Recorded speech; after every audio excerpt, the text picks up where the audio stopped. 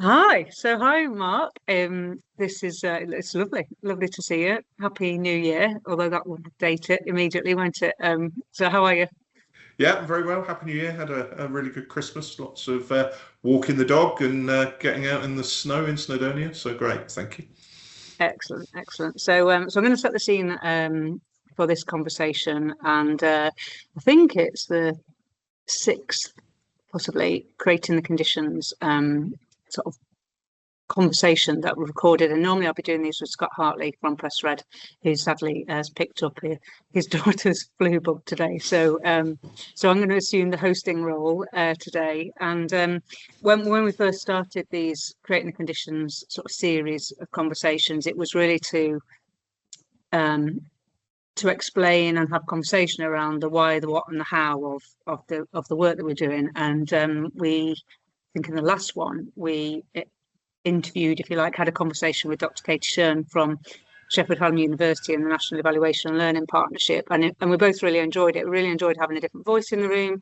That made us think about, it'd be great to kind of widen these out and have different people coming in to talk to as well. So it's brilliant to have you with us. And this has really come from conversation that you and I had just prior to Christmas, wasn't it? Just where we thought, oh, great to just catch up and have a chat. And then at the end of it, I whispered, recorded it because it was such a lovely conversation.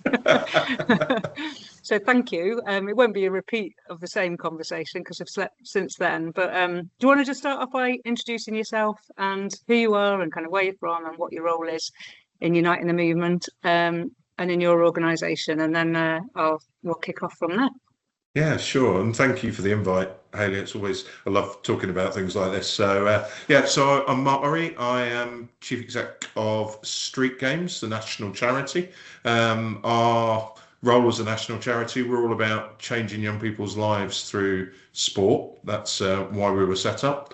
My background, actually, I'm originally a failed primary school teacher.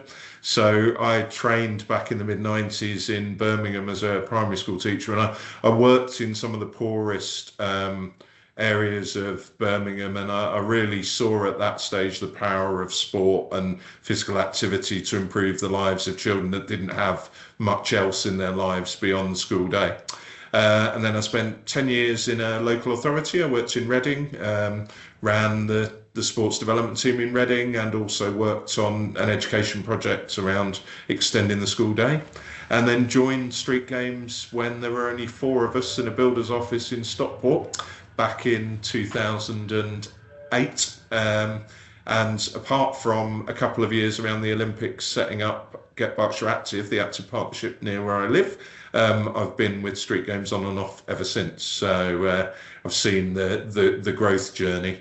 I suppose my background and how it connects to Street Games. So I am a confused Scot in the sense that all of my family is Scottish and I'm the first one with an English accent, but my family all come from Aberdeen and my granddad worked the shipyards in Aberdeen, and I grew up with really strong background in social inclusion. I suppose we lived on a council estate. We didn't have much money. We probably didn't know we didn't have much money because there wasn't social media to tell us how much other people have got. But what I realised as a youngster was just how much sport meant to me. So even though we didn't have much money, my brother and I used to play every kind of sport all summer.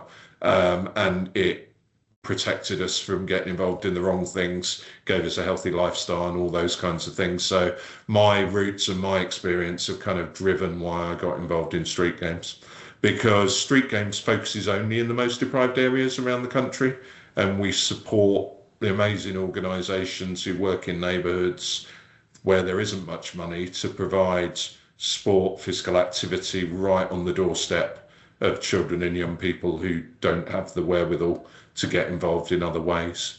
And as a system partner of Sport England and a national partner of Sport Wales, we kind of have 4 or 5 roles. You asked about roles. So one of the roles we play is that we bring an awful lot of audience insight. So we do a lot of research that's about the lives of those young people, not just about whether or not they like sport, but about what are their motivations, what are their barriers, what are the things that they aspire to do. so that when we're supporting organisations to shape an offer for them, there's a real rounded understanding of what it's like to grow up in one of these communities and what gets in the way and what helps you become more active. So that insight piece has always underpinned what we've done over the last 18 years.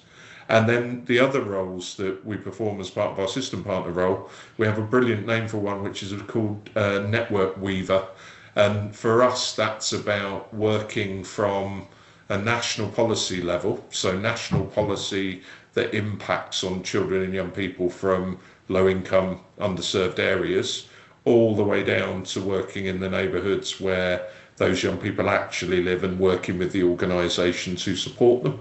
And we weave in between, and that in many ways is an area where we have quite significant overlap, I think, with colleagues like yourselves, active partnerships around the country, but we only weave in that way on behalf of children and young people in those areas. That's our laser focus. We don't work with older adults, we don't work with families. That's not what we do. We are a children and young people charity. And then the only other bits just to mention, I suppose, we've done a lot of work since day one around youth voice and youth empowerment. It's become a buzz phrase, I think, in the last 2 or 3 years. But actually, since day one, we've had young people from right across the UK involved in shaping what we do as an organisation, in telling us what we're getting right and what we're getting wrong. And I was massively upstaged before Christmas by our 5 young advisors on the platform at our full staff meeting, who led the session in the morning and made it pointless me being there in some ways, as they told their stories about their journeys through sport and physical activity. And the final thing we do, which is more systemic, is we try and work with the mainstream structures in sport, like governing bodies, like leisure trusts, to help them understand the realities for the young people we work with, and to try and help them design what they do and the way that they approach things strategically to include those young people. So not saying you're not getting it right, but actually helping them understand that if you're in the lowest income bracket, your family can probably only afford to spend £1.40 a week on sport and physical activity. So if you're providing something that you think is a good deal, and that's the context of the families we're talking about, it's probably not a good deal. And it's about really understanding what it's like for children and young people growing up with those surroundings and helping those organisations. Brilliant. That's a really good overview. I was immediately kind of drawn to reflecting on that builders where you started and where it is now, from the point of view of, could you reflect on kind of how the role of the organisation has changed during that time and what it does and is now compared to your memory of it back then? Yeah, that's a really interesting thing to reflect on. We've actually got, where I'm sitting in our office here, we have a timeline on the wall that starts with an awful picture of me and the 2 or 3 of us that were there in 2008 and makes its way around to about 2020. And in the early days, we grew out of the New Deal for Communities programme. So under the Blair government, Sport England actually put a number of their senior officers into different government departments. And our founder, Jane Ashworth, was working for Sport England, and she was in the office of the Deputy Prime Minister at that stage. And it was all about how do you regenerate communities that have been left behind. Now, a lot of that was physical regeneration, but a lot of it was how do you bring activities that connect communities, that get them active, that help them get skills.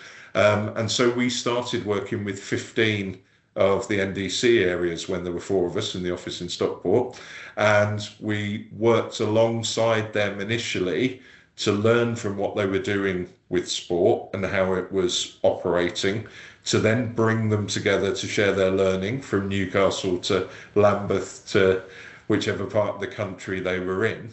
And then over time, as we grew as a charity, we were able to support them with resources that helped them do what they did. So one of the first things we do, which again is Greater Manchester related, was we had a partnership with a cooperative group who were really keen to see young people growing as volunteers and leaders, where a lot of their shops are obviously in the neighbourhoods where we'd be focused. So we ran a national volunteering programme with them where we trained the leaders of the NDC programmes in how to engage young people as volunteers, how to train them up. We took them on residentials, which to this day, it still astounds me that an 18-year-old who lives in Lambeth may never have seen a cow in real life until you take them to the Lake District. But that's the lived experience as was then, and that's the lived experience now. So early on, it was very programme focused. So we had funding from the Co-op, we had funding from the Premier League. We've been fortunate to be supported by Sport England at different levels all the way through our journey. But as things evolved, we moved from playing a role where we were just helping organisations get funding to around 2009, we started to use some of the insight that we'd grown to start informing other partners in the sports sector. And you'll remember the whole sport plans, I'm sure, Hayley, between 2009 and 13.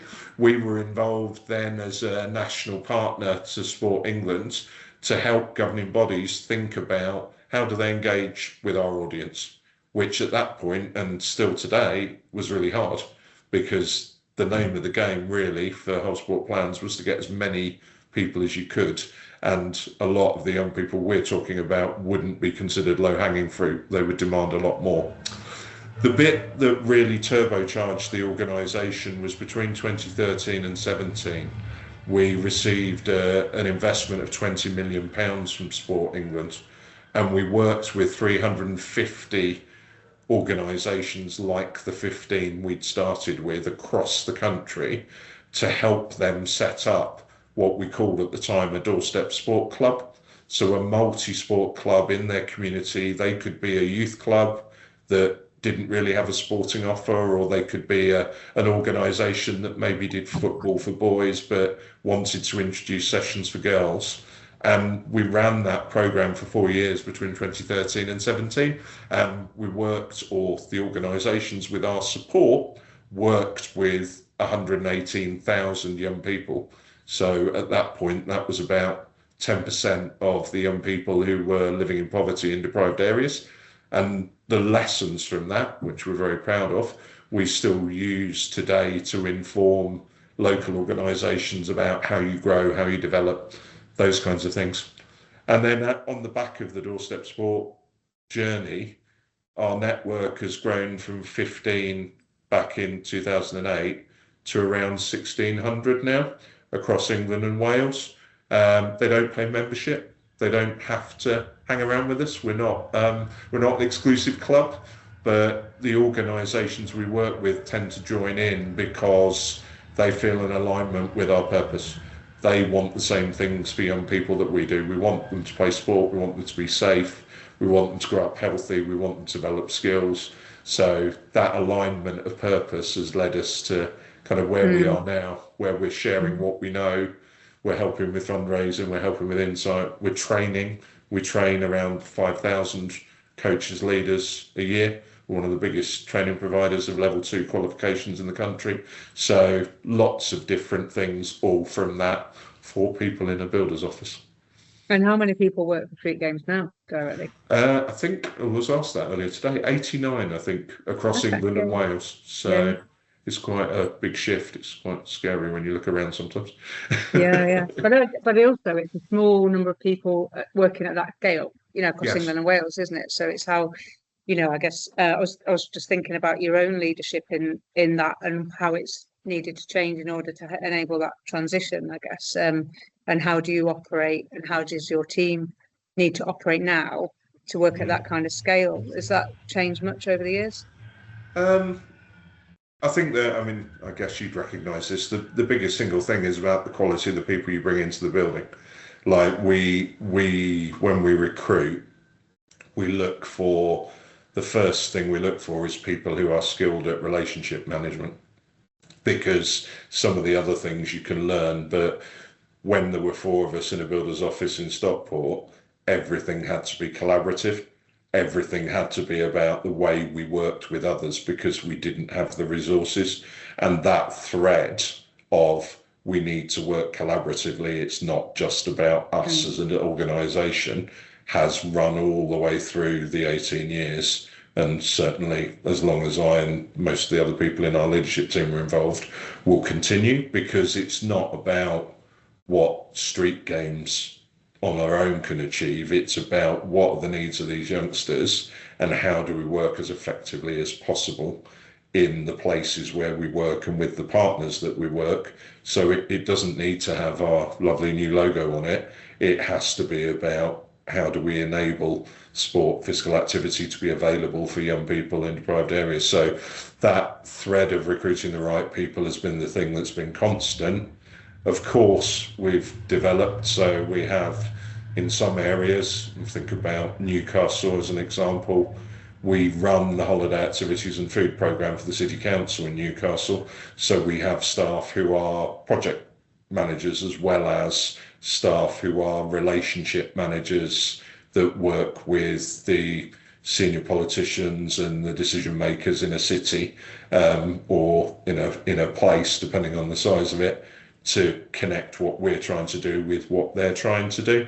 And we also have a stronger research team than we had 18 years ago, and we have a stronger training academy and all those kinds of things. So it's the pillars probably haven't changed that much, but the scale of what we can do has grown by recruiting the right people and building everything on the right insight and understanding, I guess.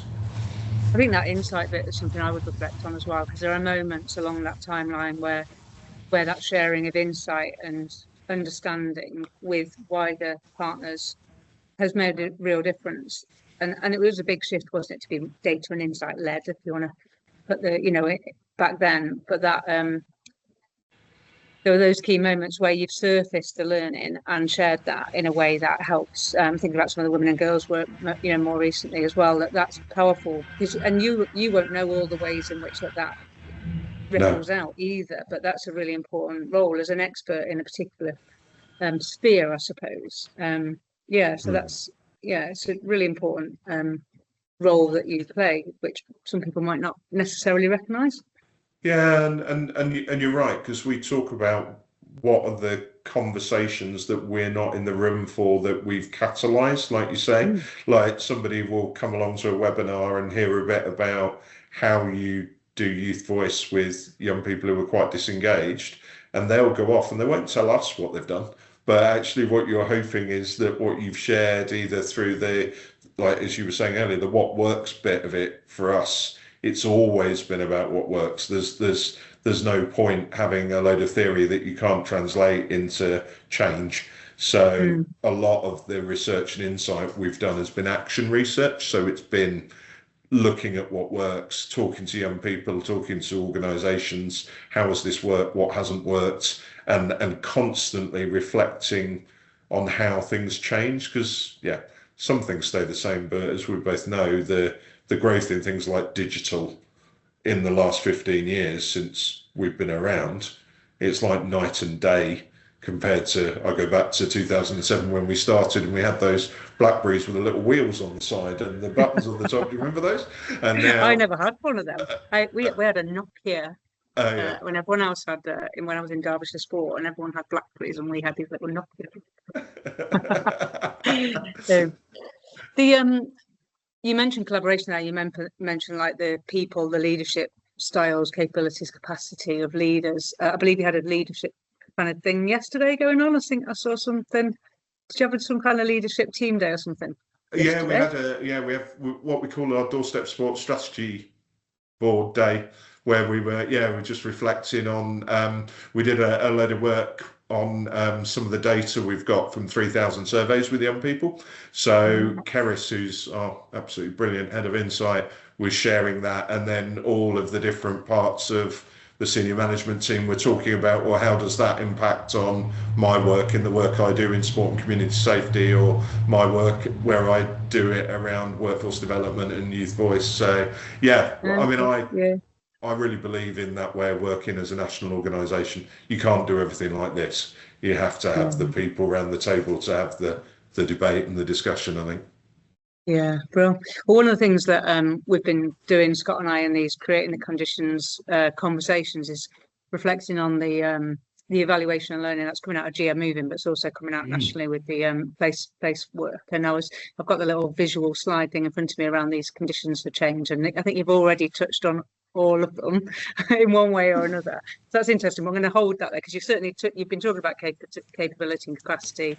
You're talking about that cycles of learning and action. You're talking about leadership, collaboration. So yeah, it's interesting just to see how it kind of so naturally comes out of your approach. I suppose I was thinking as well about how the nature. So if you take Greater Manchester and your work here, who are your key kind of partners and stakeholders now, and who and has that changed at all over that period? To me, that's just as interesting to see how it's evolved.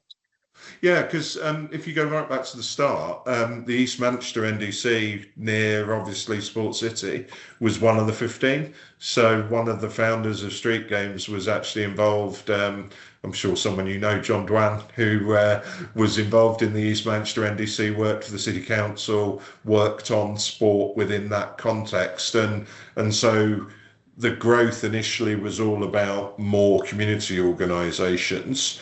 But over time, obviously, with things like I mentioned, the Doorstep Sport Club's work, that then introduced us to talking to different public health teams around Greater Manchester about how the young people we were working with are probably the ones at greatest risk of poor health outcomes across all the various domains that you would look at.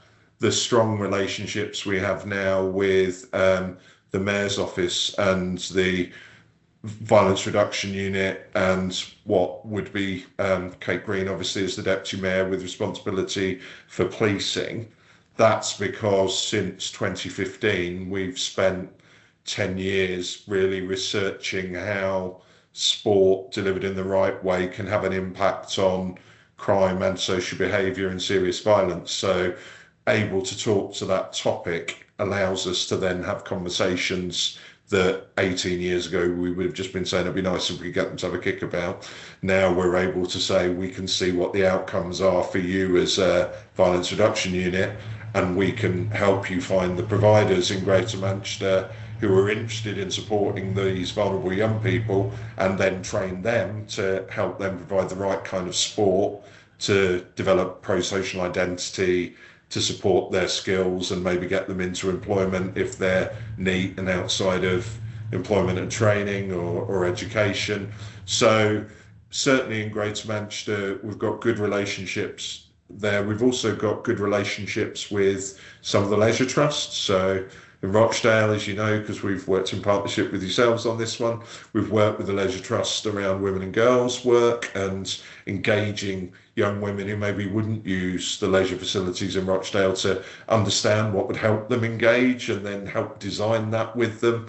And then more than that, do an audit. I mean, the young women, as you know, they've audited the leisure facilities and told the Leisure Trust in no uncertain terms, these things need to change for us to be able to engage. And that's really, really positive that you can do something as practical as that. But when you do something like that, you can then take that learning and think about, well, how could it be applied in Stoke or in Barnsley or somewhere else, being sensitive to every place being different, but recognising that the ingredients sometimes of what works in Greater Manchester could be applied elsewhere if they're applied with the sensitivity to place.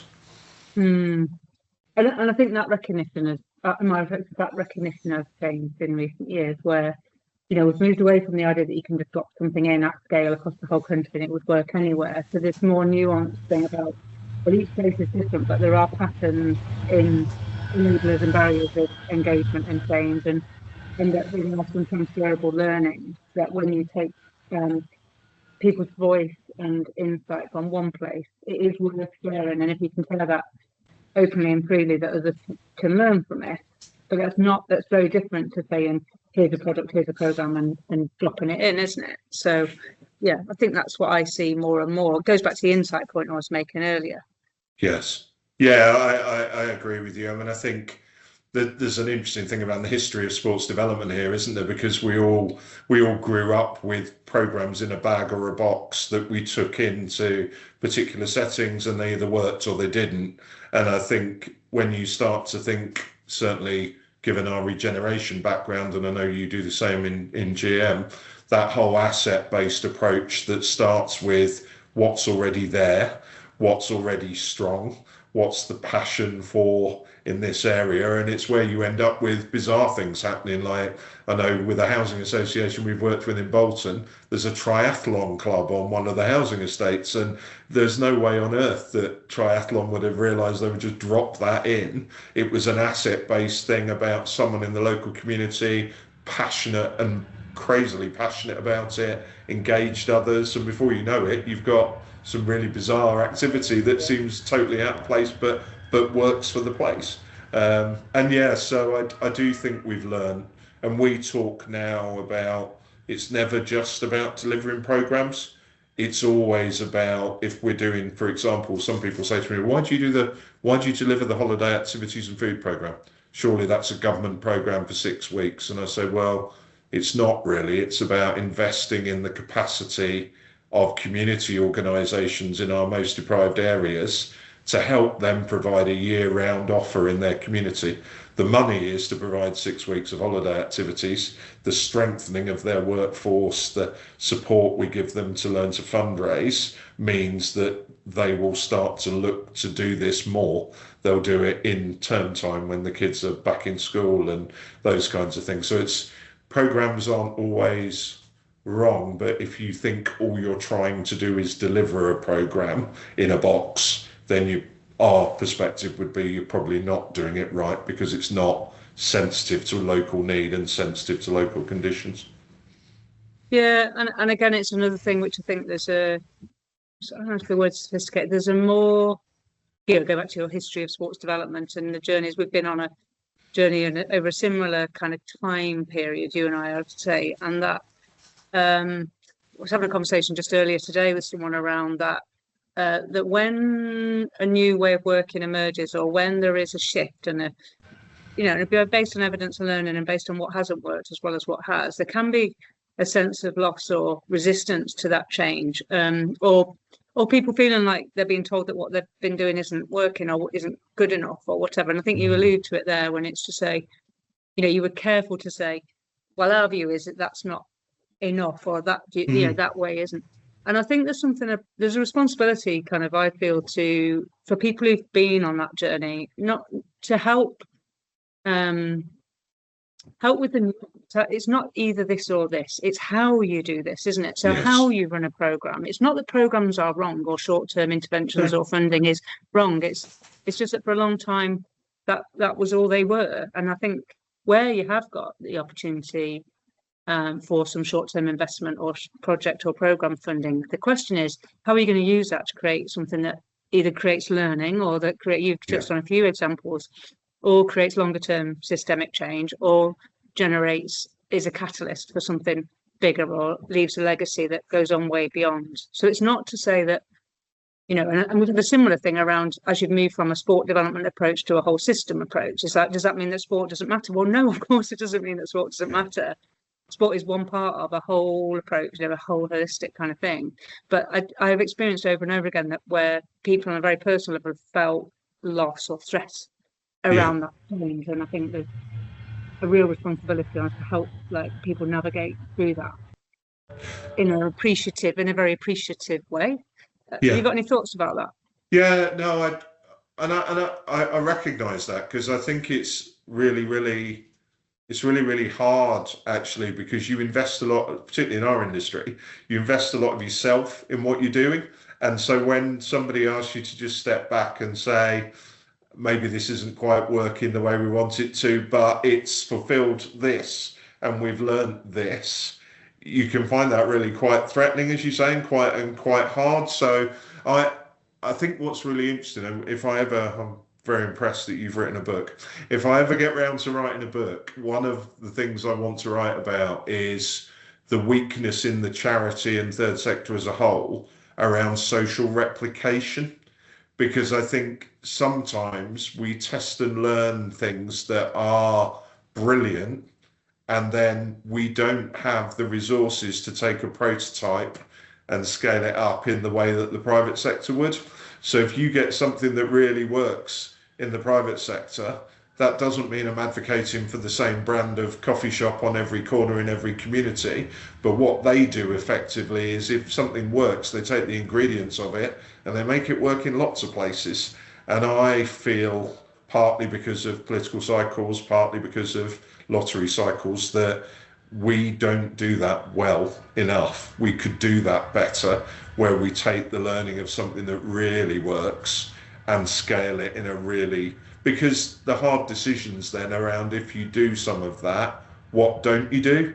Because everybody's always looking for new and innovative and different, and there's nothing wrong with that at one level, but are we being tough enough on ourselves about, if this really works, why aren't we trying to make this happen more places in the right way, sensitive to local conditions? So that's one of my kind of professional bugbears, as you can tell, but we could do it better. I'm writing the second book. Maybe you could write a chapter if you're not going to. The second book is I'm really excited about, because it gives me an opportunity to bring in different voices and perspectives and make it more of a shared endeavour. So if you've got any appetite to write, but not necessarily to write a whole book, we could maybe include a section on social replication, which aligns. I mean, what you're saying there aligns. I've got a very good friend and colleague, Chris Dabbs, who leads Unlimited Potential, and we talk a lot about that sort of difference between scaling something up, or spreading and growing, or creating the conditions for something that's good to grow, but to grow in the context of the soil it's in. And there's a brilliant article by a woman called Sue Goss about garden mind. She talks about the difference between machine mind and garden mind, and like an industrial mindset and a more organic mindset. And it sort of reminded me when you were talking there about sometimes it's the conditions might be different in the soil, but there are ingredients. I'm mixing my metaphors. Sounds like a cake now. But you know what I mean? There are ways of spreading and growing what's good and shining a light on things that are working, and such that they can grow. And that some of that is done by the sharing of insight and learning freely, so that other people can use it and apply it where they are as well. So I think that's definitely something to explore. So I might come and knock on your door for a chapter further down the road, or a quote at least. I was thinking back to, in that context, sort of, of the partners you're working with in Greater Manchester, and the collaboration and the way of working with those partners. And our teams obviously work really closely together, and one of your teams on our board. So there's this really lovely flow, I think, which is helpful in itself. I think when there are like planting seeds in different ways, there is a flow and an understanding and a trust and a relationship that grows, which enables you to work really well together and understand each other's perspectives and role and things. And I was thinking back to the event that we had, was it last year? Was it last year? Yeah, middle of last year, wasn't it? I was thinking, like, where are we now? That all came to life in the room, didn't it? Do you want to say a little bit about that event and what the purpose of that was, and how it kind of shone a light on those relationships? Because I think you touched on it a little bit around the violence reduction side of things as well. Yeah. So we've been working with the Manchester Violence Reduction Unit for 3.5 years now, and that event was a point at which we shared the learning report from those 3.5 years. What was great about that room was that you had everybody from the providers of sport in local communities. So you had boxing clubs, and you had community sports organisations. You had Andy Burnham and Kate Green stood at the front as the politicians, talking about their passionate belief in the power of sport. You then had lots of professionals from the criminal justice world, so both from the Violence Reduction Unit, but from the police and from youth offending teams and those kinds of things. And then we had our partners like yourselves as the Active Partnership and Street Games staff, all in the same space where you're genuinely sharing learning, both at a frontline level around how things like referrals into sport work, but also at a system level. And Loughborough University, Dr. Karen Walpole gave a presentation that day, which was about how have we as Street Games and others learnt about how you make things work within the system in this way. So it was all about the meeting structures, the processes you put in place for recording progress, the relationships, the kind of there was a plan when we set out with the VRU. There was a plan that set out a shared ambition across 4 key objectives that we didn't receive from them. We sat and wrote it with them. And so that event was a brilliant kind of reflection on the way that I think we are all trying to work. And then also it's a launch pad for what we do next, because at the moment I think there are 67 community organisations across Greater Manchester that are providing the kind of sport that, if it's done well, will help to reduce serious youth violence. But there's more to be done, because Greater Manchester, you know better than me, is a big place, and there's more organisations probably that want to learn from what's been happening to help the young people in their communities. So it's both a reflective event with all the partners involved and a look forward event about what we're going to do next, how we're going to make this better. And I think, again, it's a really good example of the vibe in that room. It was a very honest space as well. I think in the years gone by, you'd have put on an event and it would all be about proving to the mayor that it's working, you know, putting it bluntly, or to Kate Green. What I love about the spirit of working in this place is that it's because there's such a commitment to reform, system change and culture change across Greater Manchester as a whole, that it's expected that you would put on an event and it would be an honest reflection of learning, and rather than we're proving how brilliant this is type of space. And it's, I mean, there's a few bits that stand out to me, but it's always, isn't it, the place where people are stood up on the stage and they're telling the real story, that you know, that really gets you, and you remember that feeling of the power of what's happening here, but the honesty with which people can both tell the story of something brilliant that's happening, and in the same next breath talk about how it still needs to get better and change is still needed. And I think that's what I just love about those kind of spaces, and that, you know, that Andy is the leader and want to hear, need to hear, know they need to hear that honest reflection of where we're still getting stuck and what needs to be better. And that's a, you know, that's one part of what's needed, isn't it? But I was just wondering if you're reflecting on how you work in this place, and what are the things that really help you to do your work sort of at its best? What is that culture and the conditions that enable this work? Yeah, I mean, you touched on one there, really. I mean, he spoke obviously at the event, and if I had the ability, I'd probably replicate Andy and take him everywhere around the country, because here's the vision of Greater Manchester as a combined authority, which is about a belief in the power of communities and community organisations to play a front and centre role in improving multiple outcomes, not just in terms of sport and physical activity, but when you've got that bottom-up belief that the Greater Manchester Combined Authority have, and it runs through from wherever I've seen it in cohesion work, I've seen it in the criminal justice space, that leadership is just so fundamental. And it's not just words on a page, because lots of people can write, we want to see our communities grow and develop, like, who would disagree with that?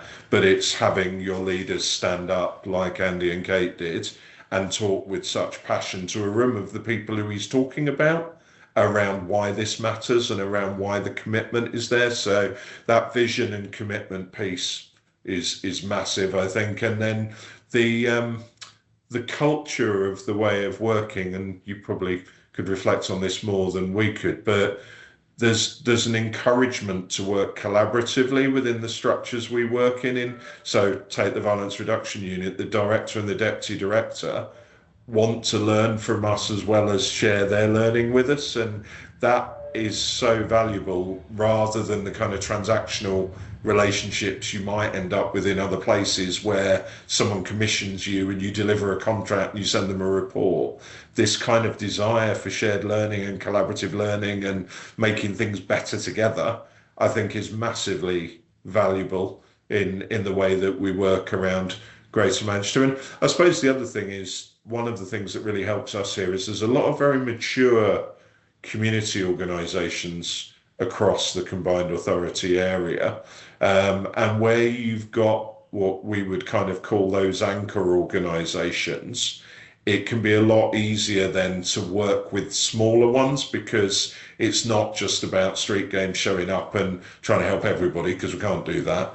It's actually about how do we empower really good community organisations who are strong and actually are well governed and all those sorts of things to play their role then in influencing strategy and influencing policy, and that's really noticeable for me around Greater Manchester. There's a lot more of those probably than there are in other places we work, where in some places, because of the nature of the communities we work in, you can find there's a bit of a desert of those kinds of organisations. So long embedded community organisations in Gorton or in other parts of the combined authority, Wigan, it's really, really powerful, I think, that.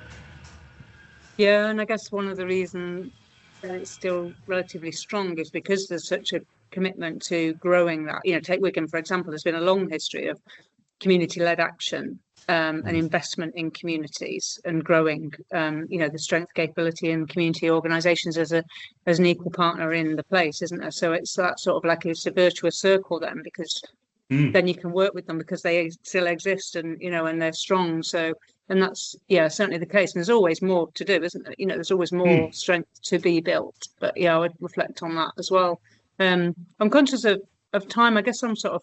I mean, you've covered up. It's funny. I'm like playing conditions bingo here, and you've just touched on another one of the kind of conditions from the National Evaluation and Learning side of things. Well, a couple there around cultures and practices. You've talked in reams about there in terms of the culture and the practices within this place, but also some of the kind of organisational processes. And when you mentioned, the kind of, which is still a reality here as well, is sometimes you get commissioned to deliver something and it could be quite transactional. And I'm just wondering what you've observed or learned there about when it is a relatively transactional commissioned project or process. What makes that as good as it could possibly be? Do you know what I mean? Because it is still a part of the way we work, isn't it? Yeah, and I mean, for me, it comes back to we our 10-year vision document is called Active for Today and Tomorrow, quite deliberately, because there are children and young people now living in Greater Manchester and other parts of the country who need sport and physical activity now. And when we talk about systemic change, we can often be talking about tomorrow, which is a longer term piece of change. So if we get a transactional piece of work, then that's about today. That's about those young people who live on that estate in Wythenshawe or wherever they are, getting the best possible sport and physical activity experience in the here and now, but also that wraparound support to the organisation that's delivering it, so that even though we can't promise them there'll be money flowing for the next 3 years, they can train some of their staff in a way that's going to mean that they can carry on doing certain things, or we can connect them with the people who are the commissioners so that there may be an opportunity for them to have conversations ongoing in the future. When we do our kind of network survey right across the country, one of the things that always surprises us, I don't know if it surprises us anymore, but at one level it surprises me, is one of the things that people most value us for is just introducing them to other people, whether that's a similar organisation to themselves or whether that's the local person from the youth offending team that might want to have a chat with them about referring kids who like boxing, or it's so simple, isn't it? But actually it's so important. It's massive, that, and you touched on it at the very beginning when you talked about your kind of network weaving role and that joining the dots. I've just been out for some 360 feedback for my personal sort of end of year review, and the number of people who've come back with feedback about, well, I just love the way you join the dots and introduce people to each other and then get out of the way, and how efficient is that? Because you've only got so many hours in the day, haven't you? So what a great way of working if you're connecting people to each other and then they go off and do amazing things. And I love it when you kind of hear the story back about a year later and you realize we had this on our conference stage this year, where there were a couple of people on the conference stage and it turned out they'd been doing brilliant work together, and they met at the conference last year. And it was just like, oh, this is joy, and that is real work, isn't it? It's being that kind of dot joiner, connector. I I was going to ask, bringing it back to then you personally to sort of to kind of wrap things up, because I think there's something about in all of that. There's a whole load of learning. There's a whole load of conditions that we and you are creating for this to fly in GM. What is it as it's beginning of the year? What are you most excited and hopeful about, either here or elsewhere this year, and kind of what will that take? Lots of things is the honest answer. I said to the team yesterday, I do feel a little bit in some ways like the last 18 months we've all been treading water a little bit, waiting to see what the future in some ways holds. And some of the things that really excite me are things like the publication of the Youth Matters government strategy before Christmas, because already in less than 8 days I've had conversations with local authorities who really love the fact that it's cross policy and it's connecting opportunities for young people and it's got sport and physical activity in it. So I think I said it yesterday, it feels like the beginning of this year is a bit of a new dawn of opportunity in some respects, because for us you've got the Pride in Place strategy, obviously, which is all about those neighbourhoods where maybe they haven't had those social connections and are left behind, and resources that will flow for local people to decide what they want to do, and again, sport and physical activity for young people within that. And then, I mean, we both know as well, like Sport England are at a really interesting stage right now with their new 5-year implementation plan on the horizon, and the early conversations that we're hearing about where the priorities might be. Again, another chance to connect, though, to your point, connect the dots and really bring all that together. And the one thing, I suppose, outside of all of that, because we do this work around major events as well, so we're really lucky we're a social impact partner to UK Sport. And we're one of Team GB's charity partners. So this year we've got the Commonwealth Games happening in Glasgow, so some of the young people from England and Wales will get to go up and experience that as young leaders. And then you've got the European Athletics happening in Birmingham. And again, there's lots of plans around how do we connect young people to the magic of major sporting events to inspire them to get active or volunteer in their neighbourhoods. So I genuinely, I walked into the office on the first day of January and went, right, and I'm really looking forward to this year. Yeah. And that youth strategy, I mean, and that a few examples there of where goes right back to where you started, I guess, in that sense of like the cross-policy nature of the work that we're all doing in a place, and that the fact that, yes, Department of Culture, Media and Sport is the primary department, if you like, the sort of clearest line of sight to the work that we're all doing. But across this whole conversation, you've probably talked about 10 different other departments and 10 different other strategies. And, and the fact that you're talking about how sport, physical activity is woven into different emerging strategies now is fantastic. And I think, the youth strategy being the most obvious one there, it's powerful, isn't it? And I think it could get overlooked that before the focus is over here. That's a really important, Sport England's implementation plan. It's massively important to us, and we need to have an eye on all these other things that have got hooks in them for us to kind of work with. And that's another thing I love about working in Greater Manchester, because you're working across all those different policy areas and government departments in so many different ways across our whole team, for example. But